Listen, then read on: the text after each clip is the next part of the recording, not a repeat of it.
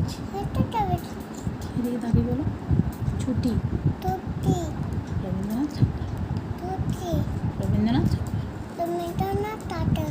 বলো মেঘে করে রোদ এসেছে, বলো।